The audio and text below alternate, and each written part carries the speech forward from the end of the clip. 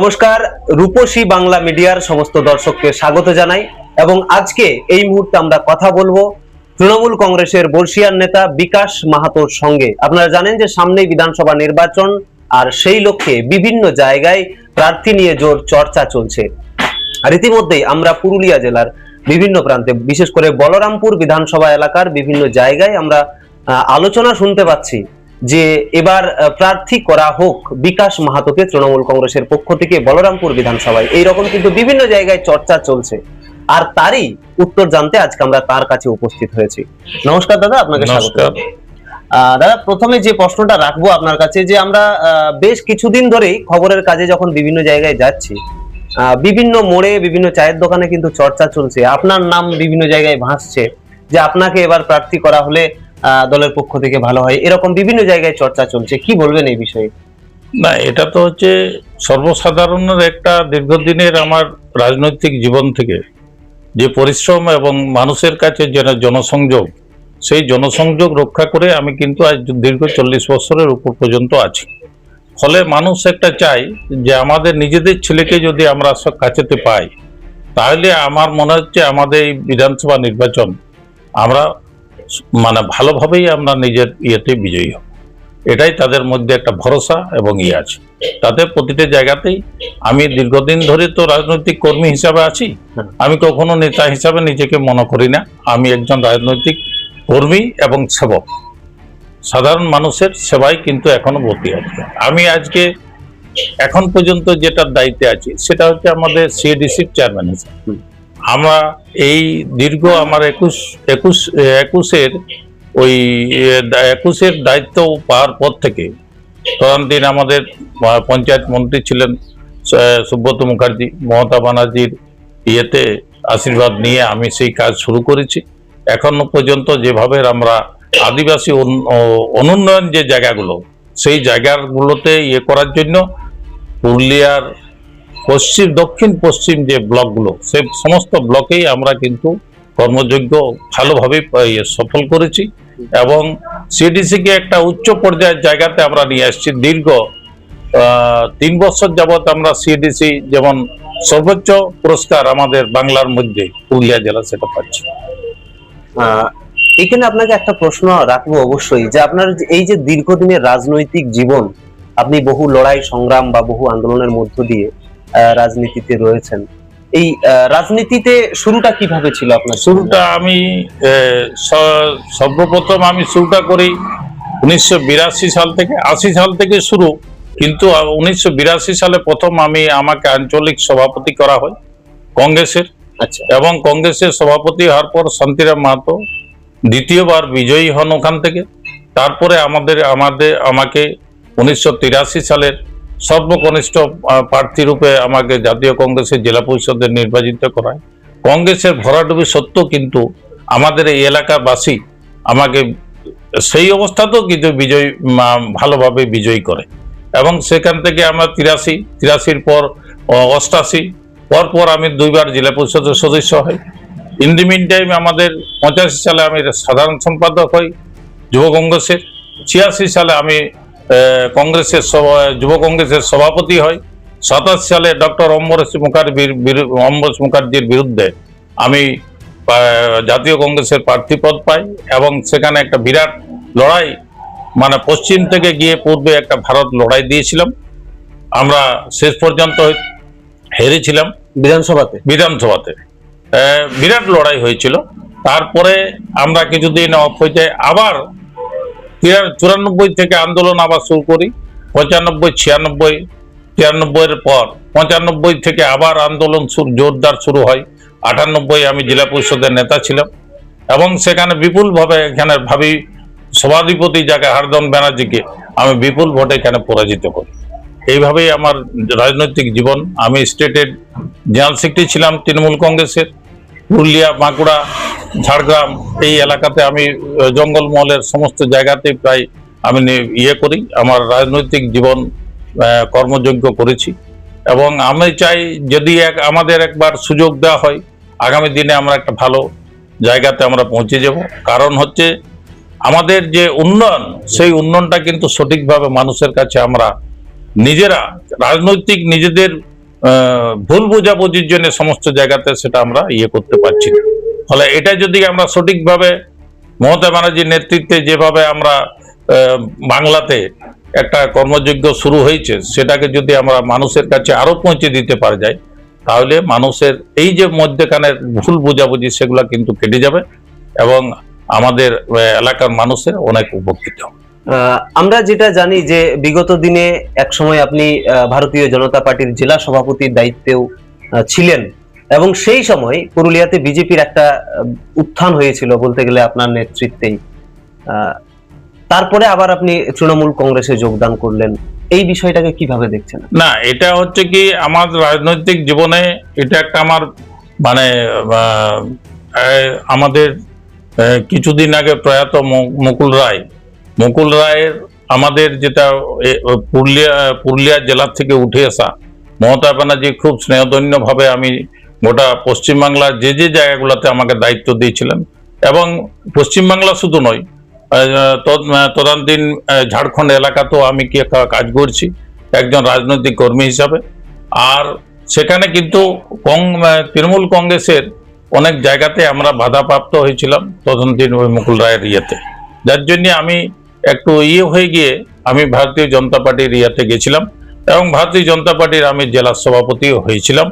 এবং আমি রাজনৈতিক কর্মী, এই যে আগেও বলেছি এখনো বলছি, রাজনৈতিক কর্মী হিসাবে আমি কাজ করি, আমি কখনো নেতৃত্ব বা ফলাও করে আমি কিছু কাজ করি না। আপনারা দেখছেন রূপসী বাংলা মিডিয়া। এখন একটা ছোট্ট বিরতি, ফিরে আসছি বিরতির পর। পুরুলিয়ায় পাত্রপাত্রী যোগাযোগের একমাত্র বিশ্বস্ত প্রতিষ্ঠান বিবাহ পরিচয়। আপনার মনের মতো জীবনসঙ্গী খুঁজতে পাশে রয়েছে বিবাহ পরিচয়।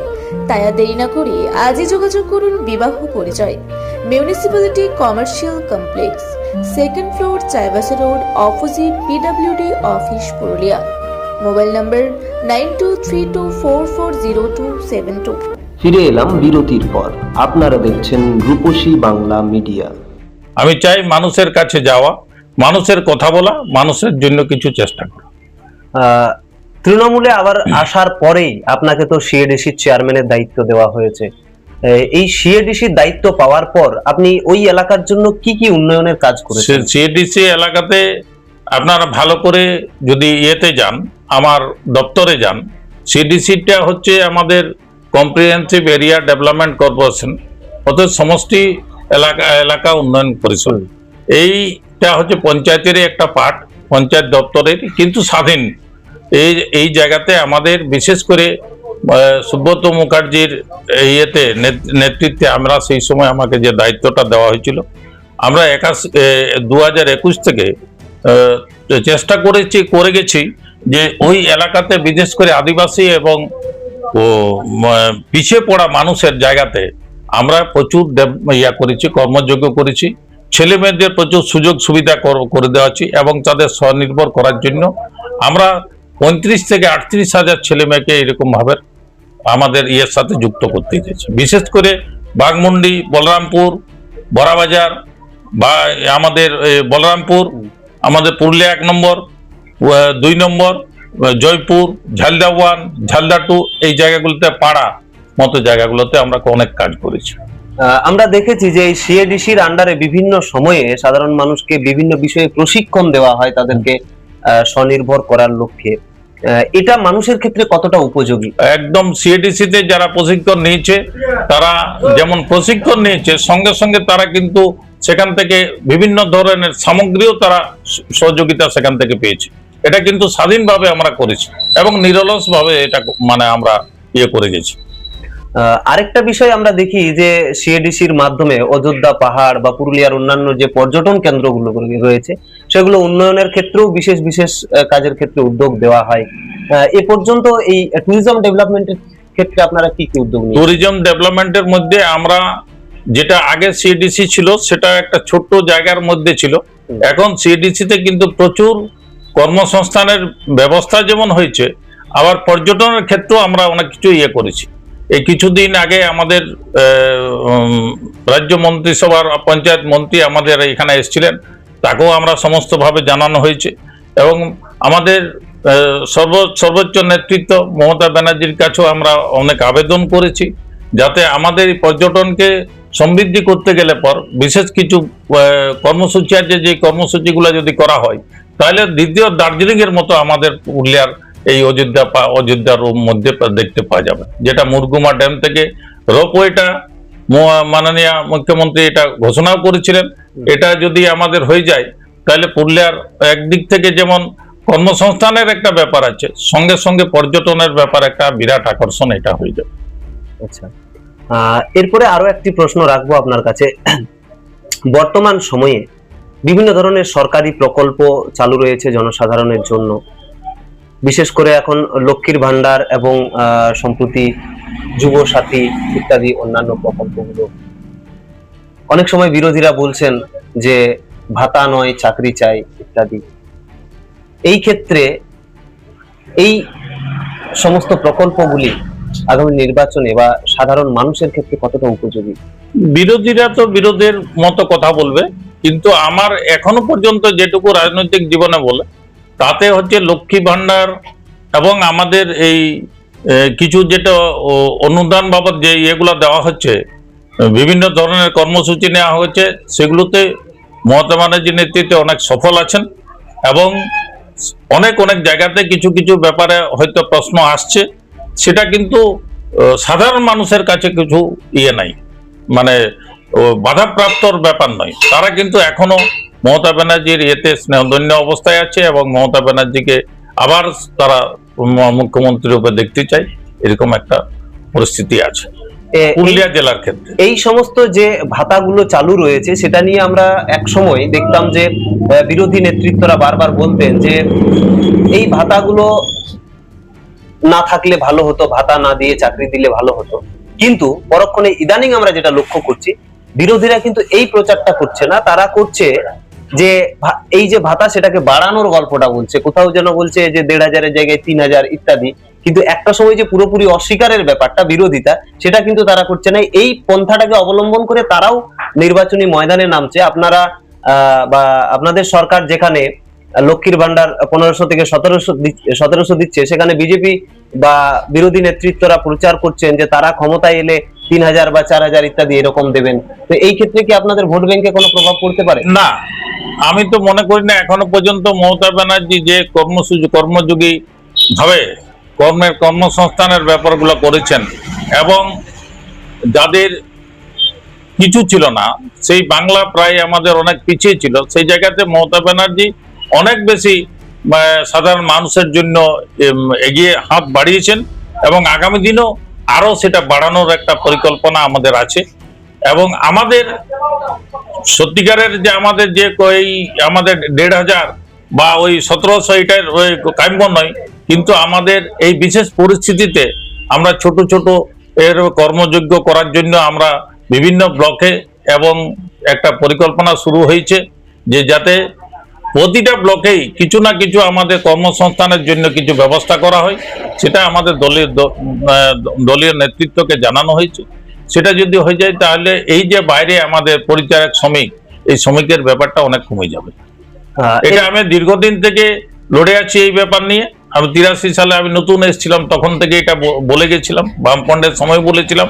আজকে নিজের সরকার আছে, সেখানেও আমি বলছি যে আমাদেরকে এই মানুষ যারা বিশেষ করে পরিচায়ক সময় আজ বাইরে যারা যাচ্ছে, যদি তারা নিজের জায়গাতে কর্মসংস্থান পায় তারা বাইরে যাবে না।